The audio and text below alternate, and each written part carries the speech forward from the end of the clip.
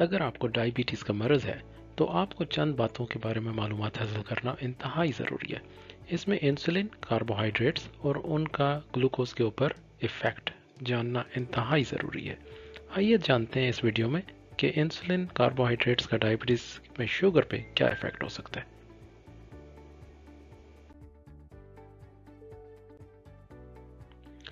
जब आप खाने के लिए बैठते हैं तो आपके पास कई किस्म के खाने हो सकते हैं।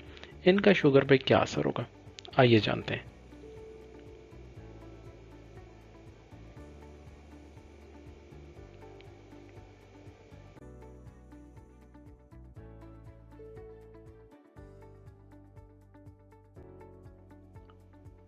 हमारे खाने में एक ख़ास किस्म की ग़ज़ा कार्बोहाइड्रेट होती है।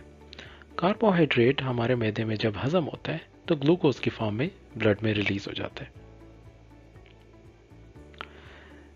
तकरीबन 15 मिनट के बाद से आपकी ब्लड शुगर ऊपर जाना शुरू हो जाती है, मगर ये एक ख़ास लेवल से ज़्यादा ऊपर नहीं जाती, क्योंकि हमारे जिस्म में पैनक्रियास का काम ये है कि वो इंसुलिन को रिलीज़ करे, और इस इंसुलिन की वजह से आपकी शुगर एक ख़ास लेवल से ज़्यादा ऊपर नहीं जाती, चाहे आप जितना भी कार्बोहाइड्रेट खा लें। मगर किसी भी वजह से अगर इंसुलिन की मिकदार कम हो जाए या फिर गैर मुअस्सर हो जाए तो आपको डायबिटीज़ का मरज़ लाहक हो जाता है। इस सूरत में जब भी आप कार्बोहाइड्रेट्स खाएंगे तो आपकी ब्लड शुगर बहुत हाई हो जाती है। इसी वजह से डायबिटीज़ के मरीजों को या इंसुलिन लेने पड़ती है या फिर गोलियां, ताकि उनकी शुगर कंट्रोल में रहे।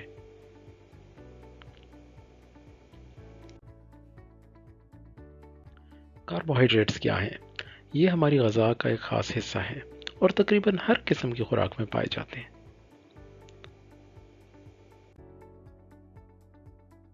जब भी हम कार्बोहाइड्रेट खाते हैं तो मैदे में इनके हाजमे के बाद कार्बोहाइड्रेट ग्लूकोज की फॉर्म में ब्लड में रिलीज़ हो जाते हैं।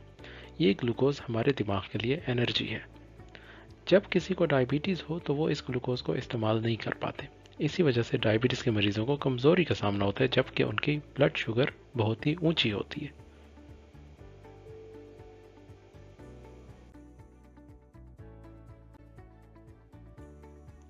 अब ये कार्बोहाइड्रेट या तो रोटी की सूरत हाल में आपको मिलेंगे, या फिर आपने चावल खाए हैं इसमें है, या किसी भी किस्म की और खुराक, चाहे वो कबाब हो या फिर मिठाई, इनमें कुछ ना कुछ कार्बोहाइड्रेट पाए जाते हैं।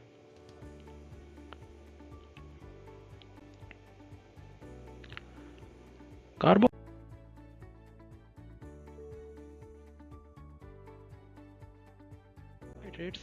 ब्लड शुगर पे किस तरह असर करेंगे, इसके लिए ये जानना ज़रूरी है कि इनका ग्लाइसेमिक इंडेक्स क्या है।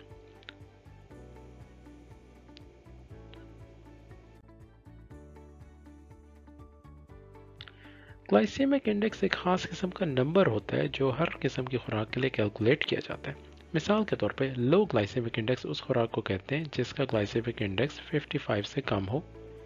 ऐसी खुराक आपकी शुगर पे कम असर करती है। मीडियम ग्लाइसेमिक इंडेक्स खुराक वो होती है जिसका ग्लाइसेमिक इंडेक्स 55 से 69 के दरमियान हो। ये शुगर पे दरमियाने दर्जे का असर करती है।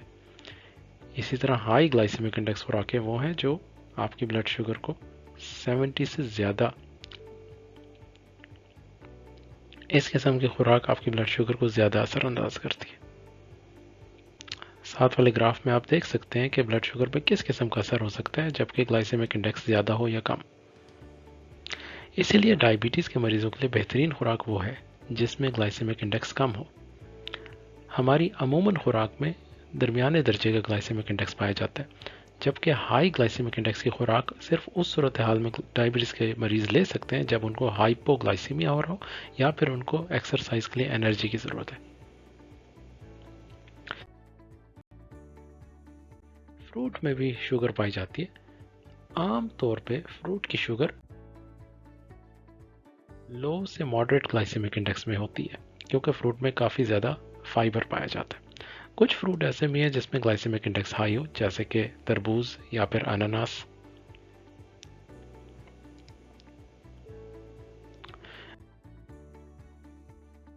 हमारी रोज़मर्रा की खुराक में भी जितने भी कार्बोहाइड्रेट होते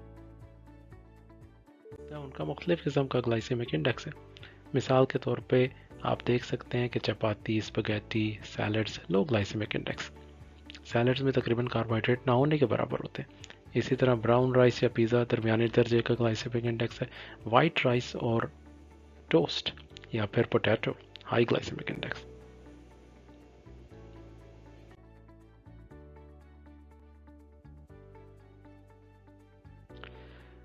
ग्लाइसेमिक इंडेक्स तब्दील भी किया जा सकता है। ये डिपेंड करता है खुराक को किस तरह पकाया गया है, उसमें स्टार्च कितना है, उसमें फैट कितना है, फाइबर का कंटेंट कितना है, या फिर अगर कोई फल खा रहे हैं तो वो कितना पका हुआ है। मिसाल के तौर पे बनाना अगर कच्चा हो तो उसमें ग्लाइसेमिक इंडेक्स लो है, और अगर वो बहुत ज़्यादा पका हो तो उसमें हाई ग्लाइसेमिक इंडेक्स बन जाता है।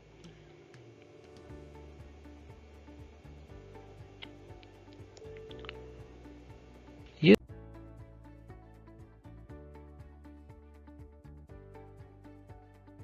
थोड़ी सी बात होगी ग्लाइसेमिक इंडेक्स के बारे में, लेकिन एक और फैक्टर ग्लाइसेमिक लोड होता है। इन दोनों को जानना इंतहाई ज़रूरी है ताकि आपकी समझ में आए कि कार्बोहाइड्रेट का शुगर पे क्या असर होगा।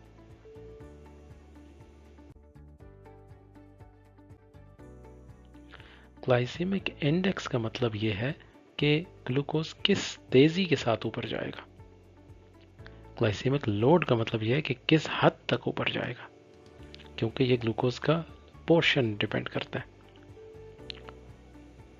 ये दोनों ऐसे फैक्टर्स हैं जिनको कैलकुलेट किया जाता है ख़ास फार्मूलों के तहत। ग्लाइसेमिक इंडेक्स के कई किस्म के चार्ट आपको मिल सकते हैं इंटरनेट पे। ग्लाइसेमिक लोड के लिए आप एक फार्मूला भी इस्तेमाल कर सकते हैं। मिसाल के तौर पे अगर आपको अपनी खुराक के ग्लाइसेमिक इंडेक्स का पता है और आप उसका वज़न कर सकते हैं, तो आप ग्लाइसेमिक लोड खुद भी कैलकुलेट कर सकते हैं, यानी कि उस खुराक का किस तेज़ी के साथ आपकी शुगर पे असर होगा और साथ ही किस हद तक असर होगा।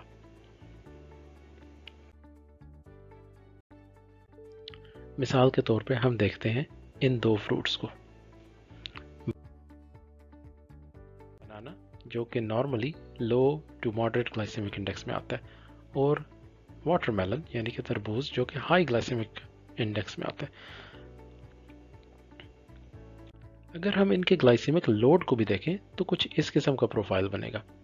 अगर आपने तरबूज का एक छोटा पीस खाया है जो कि हाई ग्लाइसेमिक इंडेक्स और लो ग्लाइसेमिक लोड है, तो 15 मिनट में आपकी शुगर थोड़ी सी ऊपर जाएगी, मगर काफ़ी तेज़ी के साथ। क्योंकि इसमें लोड कम है तो शुगर का लेवल बहुत ऊपर नहीं जाएगा, लेकिन उसकी रफ्तार तेज़ी के साथ बढ़ेगी। जबकि आपने अगर इंतहाई पका हुआ बनाना खाया जो कि हाई ग्लाइसेमिक इंडेक्स और हाई ग्लाइसेमिक लोड है, तो इसमें आपकी शुगर तेज़ी के साथ बढ़ेगी और ज़्यादा ऊपर जाएगी। अब आप देखिए कि 15 मिनट में जो शुगर का ऊपर जाना है वो पके हुए बनाना के साथ दुगना है तरबूज की निस्बत, हालांकि रफ्तार दोनों की तकरीबन बराबर है। इसको थोड़ा तब्दील करते हैं। आपने दोबारा तरबूज का एक पीस खाया जो कि लो ग्लाइसेमिक लोड है बल्कि लेकिन हाई ग्लाइसेमिक इंडेक्स है। तेज़ी के साथ ऊपर जाएगी शुगर, मगर एक ख़ास लेवल से ज़्यादा ऊपर नहीं जाएगी, क्योंकि तरबूज में ज़्यादा पानी है, ज़्यादा फाइबर है और ग्लाइसेमिक लोड आपका कम है। जबकि आपने एक कच्चा बनाना खाया या दरमियाने दर्जे का पका हुआ जिसमें ग्लाइसेमिक लोड कम है लेकिन ग्लाइसेमिक इंडेक्स कम है लेकिन ग्लाइसेमिक लोड ज़्यादा है, तो आप देख सकते हैं कि इसकी शुगर आहिस्ता आहिस्ता ऊपर जाएगी और काफ़ी देर तक जाती रहेगी, 45 मिनट तक।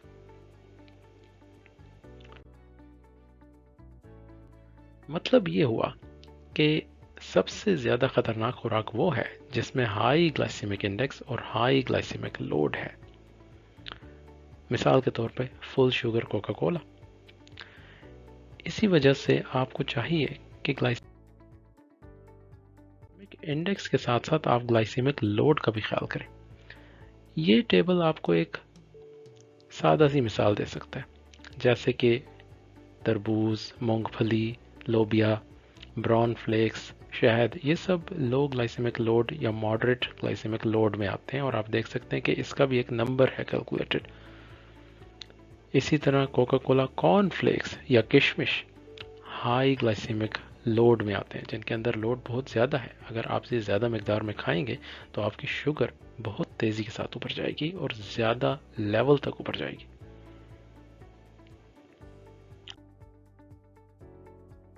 एक और चीज़ का ख्याल करना ये है कि डायबिटीज़ के मरीज़ अपनी प्लेट को 4 हिस्सों में डिवाइड कर लें, जिसमें आधा हिस्सा सब्ज़ी या फ्रूट का होना चाहिए, एक चौथाई हिस्सा प्रोटीन का और एक चौथाई हिस्सा सिर्फ कार्बोहाइड्रेट्स का। और वो कार्बोहाइड्रेट्स भी स्टार्ची किस्म के कार्बोहाइड्रेट्स हों।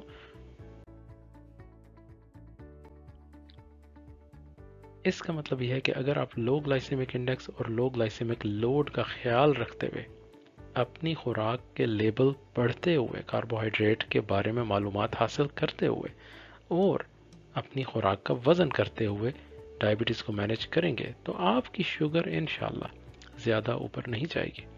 इसके साथ ये इंतहाई ज़रूरी है कि आप अपनी डायबिटीज़ की दवाइयाँ भी इस्तेमाल करते रहें, चाहे वो इंसुलिन है या टैबलेट्स। उम्मीद है ये मालूमात आपके लिए फ़ायदेमंद होगी और आप अपनी डायबिटीज़ को अच्छे तरीके से कंट्रोल कर सकेंगे। शुक्रिया।